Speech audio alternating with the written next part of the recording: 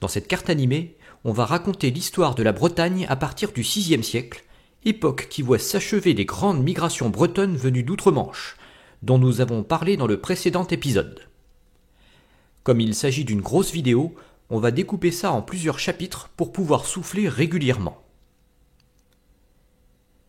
À la fin du Ve siècle, les Bretons sont divisés en chefferies qui s'étendent de part et d'autre de la Manche. Plus à l'est se trouve le royaume des Francs, qui est alors en pleine expansion. Après sa conquête du dernier résidu romain de Soissons, Clovis poursuit sur sa lancée en essayant d'imposer son autorité sur la péninsule. Les chefs bretons acceptent de devenir des comtes théoriquement soumis au pouvoir franc, mais en pratique, ils conservent une large indépendance. Les Francs préfèrent se concentrer sur des ennemis plus riches et plus menaçants. Les Visigoths d'abord, puis les Burgondes. Les Bretons et les Francs partagent par ailleurs un ennemi commun, les Saxons, qui poursuivent leur raid sur une zone gigantesque. À cette époque, les liens sont encore forts de part et d'autre de la Manche. La tradition en a gardé la mémoire dans le nom de 3 royaumes qui étaient peut-être des comtés. La Domnonée au nord, la Cornouaille à l'ouest et ce qui deviendra le Broérec au sud, mais dont l'existence n'est pas attestée par des écrits contemporains. Le souvenir de la christianisation depuis la Grande-Bretagne s'est également maintenu dans la légende tardive des 7 saints fondateurs, qui a le mérite de mettre en avant les nouveaux centres de peuplement en terre bretonne. Tandis que Brest périclite, Vannes, Alette et Quimper se maintiennent, et Dol, Saint-Brieuc, Tréguier et Saint-Paul-de-Léon émergent.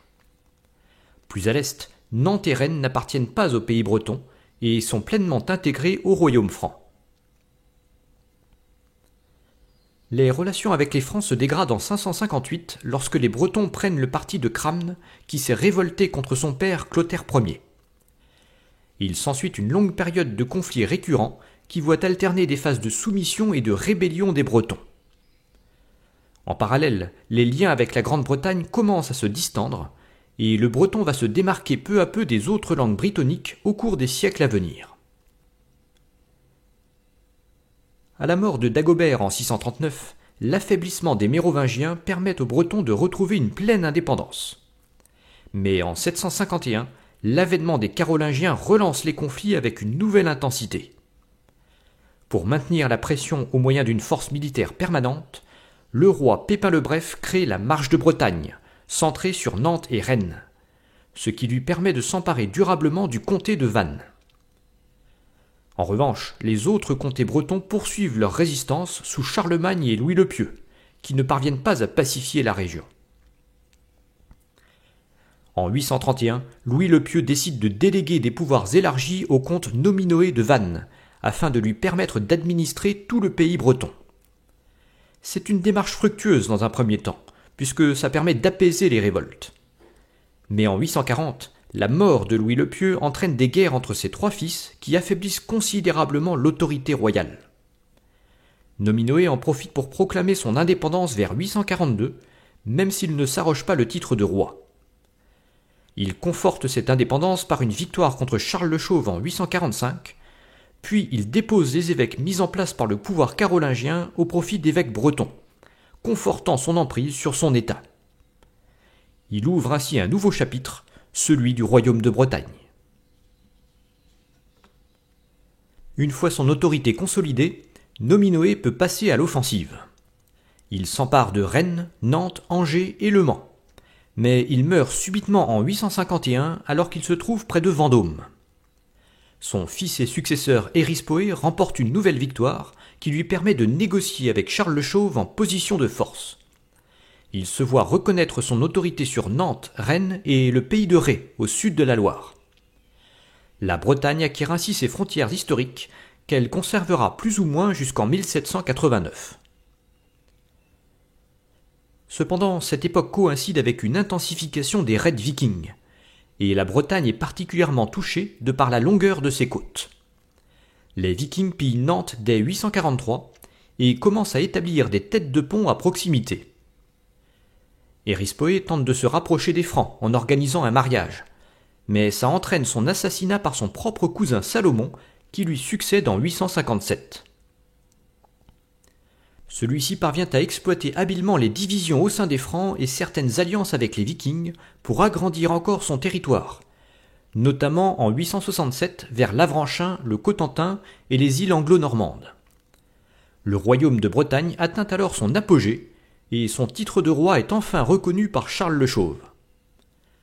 Pour ne plus dépendre de l'archevêque de Tours, Salomon tente d'ériger l'évêché de Dol en archevêché, mais sans réussir à obtenir l'accord papal.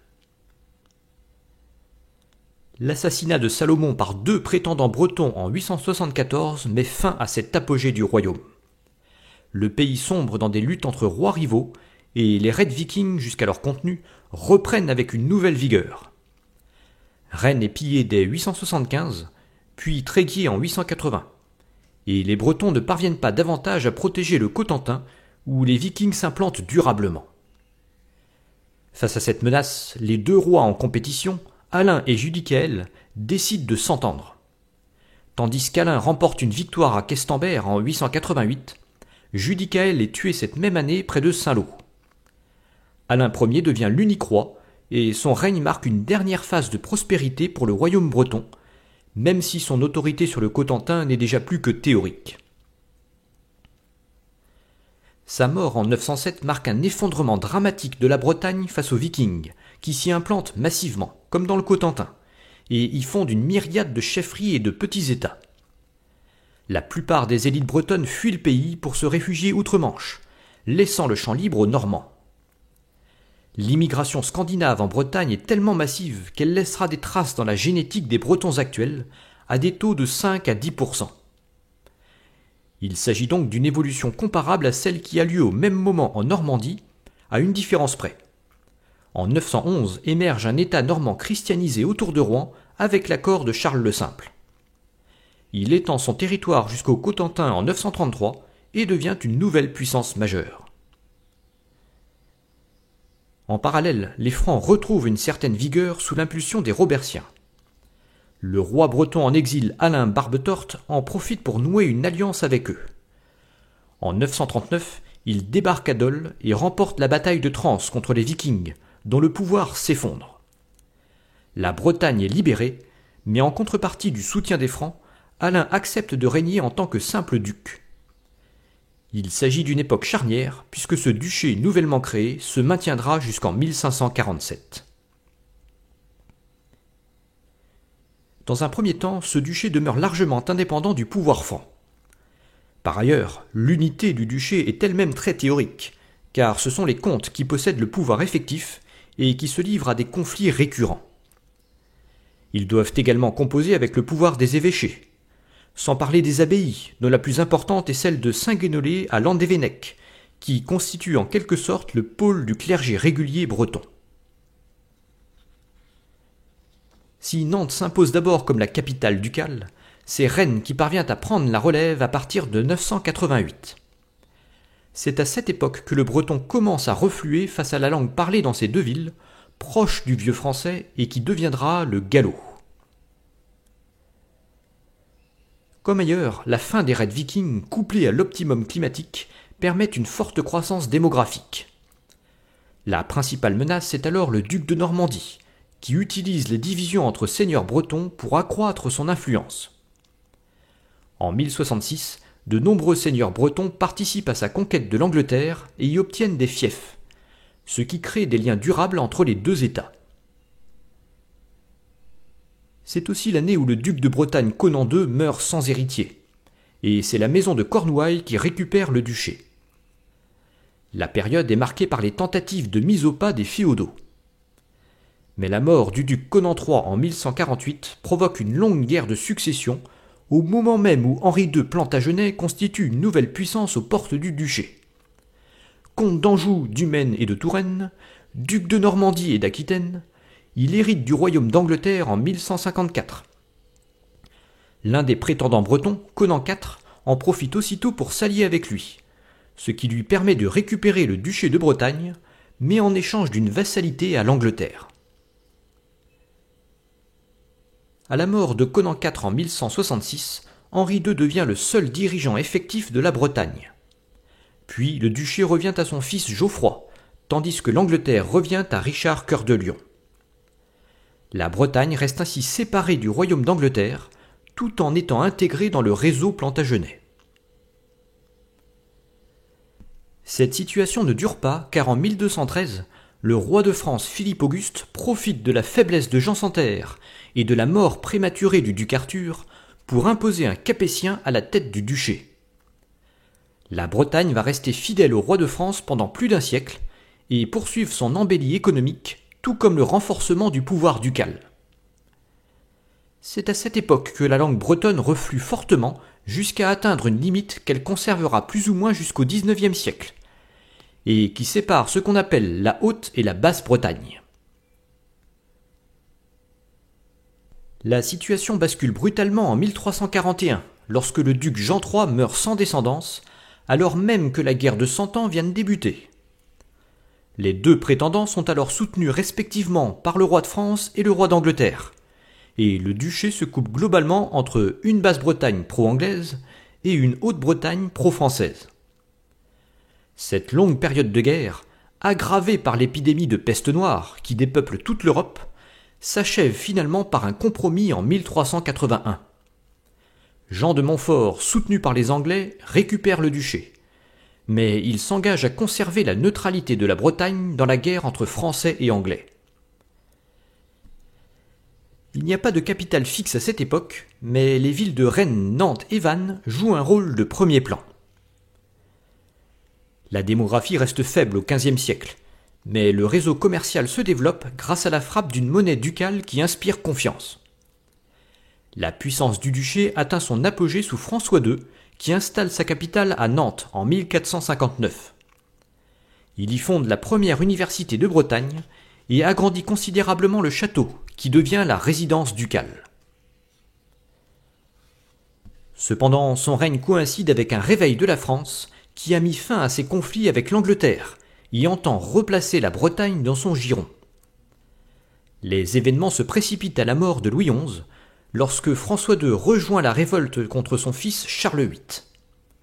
Celui-ci reprend la main et remporte une victoire décisive contre François II en 1488 qui renforce l'emprise française sur le duché. François II meurt 2 mois plus tard en ne laissant derrière lui qu'une jeune héritière, Anne de Bretagne, âgée de 12 ans. Celle-ci se marie par procuration avec le Habsbourg Maximilien qui règne sur la Bourgogne impériale, ce qui ne fait que réactiver la rivalité avec les Français. En 1491, Charles VIII s'empare de la ville de Rennes où Anne s'est retranchée, épouse la duchesse et parvient à annuler son mariage avec Maximilien. À la mort de Charles VIII en 1498, Anne accepte de se marier à son successeur Louis XII en échange d'une forte autonomie de son duché. Lorsqu'elle meurt en 1514, le duché de Bretagne revient à sa fille Claude. Celle-ci épouse le futur roi de France François Ier, qui exerce une autorité effective sur le duché. Cette emprise croissante est officialisée en 1532 par l'union définitive du duché au royaume de France. À l'avènement du roi Henri II en 1547, le duché devient une simple province française. Cette date marque le début de notre 4e et dernier chapitre de notre histoire de la Bretagne. Loin d'affaiblir l'identité bretonne, l'union avec la France entraîne un nouvel âge d'or pour la Bretagne. Aux côtés des États de Bretagne qui gèrent le volet financier, le Parlement de Bretagne est créé en 1554 pour s'occuper du volet judiciaire, qui se fixe rapidement à Rennes. La région profite de la forte expansion du commerce qui permet la prospérité des ports de Nantes, Morlaix et Saint-Malo, d'où est originaire notamment Jacques Cartier, le découvreur du Canada. Les villes de Vannes, Quimper et Saint-Brieuc connaissent également une forte expansion. Pendant les guerres de religion, les Bretons choisissent largement le parti catholique. Cette nouvelle vitalité religieuse, couplée à la prospérité économique, explique le développement de nombreux enclos paroissiaux en Basse-Bretagne au XVIe et XVIIe siècle. À partir des années 1660, la politique de Colbert sous Louis XIV entraîne l'expansion de 2 nouveaux ports promis à un grand avenir. Brest en tant que port militaire, et Lorient, qui est la dernière grande ville bretonne fondée en 1666 pour les besoins du commerce avec l'Inde. Quant à Nantes, elle devient l'un des principaux centres du commerce triangulaire sur l'Atlantique. Cependant, l'augmentation des taxes royales finit par provoquer une révolte en 1675 qui est durement réprimée. Le rôle des États de Bretagne est fortement réduit au profit de l'absolutisme royal, jusqu'à la mort de Louis XIV en 1715. Au XVIIIe siècle, la province continue de produire plus du tiers de la flotte française. Nantes, Rennes, Brest et Lorient sont en forte expansion, tandis que Saint-Malo et Morlaix déclinent. C'est finalement la Révolution de 1789 qui va entraîner des changements radicaux, puisque le Parlement et les États de Bretagne sont dissous au profit de 5 départements semblables à tous les autres, ce qui tend à effacer la spécificité bretonne. À cela s'ajoutent les mesures contre le clergé, qui sont très mal perçues dans une Bretagne restée très catholique. Ça provoque une insurrection généralisée, la chouannerie, qui est le prolongement septentrional de la guerre de Vendée, et qui est réprimée de façon brutale dans le cadre de la Terreur. La Bretagne se raffaiblit de cet épisode, d'autant que la révolution industrielle remet en cause ses secteurs traditionnels. La mutation de la construction navale permet toutefois le développement du port de Saint-Nazaire au XIXe siècle. En parallèle, le développement du réseau de routes et de chemins de fer, combiné à un enseignement qui se fait exclusivement en français, tend à affaiblir l'identité bretonne. Tandis que la frontière de la Basse-Bretagne recule légèrement, l'usage du breton tend à s'effacer même dans la zone bretonnante au cours du XXe siècle, devant le français devenu la langue incontournable. Pendant la Seconde Guerre mondiale, le littoral breton subit une occupation allemande particulièrement lourde, en tant que zone possible de débarquement allié. Les bombardements rasent les villes de Brest, Lorient et Saint-Nazaire à plus de 80%, celle-ci devenant la dernière ville de France libérée. La création de la région Bretagne en 1956 contribue finalement à ranimer l'ancienne province bretonne, mais partiellement, puisque la Loire-Atlantique en est exclue. Depuis le milieu du XXe siècle, l'identité bretonne tend à retrouver un nouveau souffle en combinant des éléments culturels anciens à des créations plus récentes. L'histoire de la Bretagne n'est pas encore terminée. Voilà, j'espère que ça vous a plu. Je rappelle qu'il existe 2 premiers épisodes qui vont de l'époque mégalithique à l'époque romaine. J'ai tout mis dans une même playlist, vous avez le lien dans la description, ça vous permettra de regarder les 3 épisodes d'affilée. Si ça vous a plu, n'hésitez pas à partager la vidéo, liker, postez-moi un petit commentaire aussi, d'ailleurs ça fait toujours plaisir.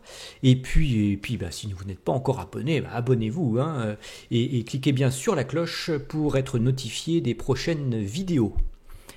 Quelles seront ces prochaines vidéos ? Je ne sais pas encore, en tout cas les mois de juillet et août en général c'est une période plus tranquille, donc on reprendra en trombe à partir de la fin août. Voilà, merci encore et je vous dis à bientôt.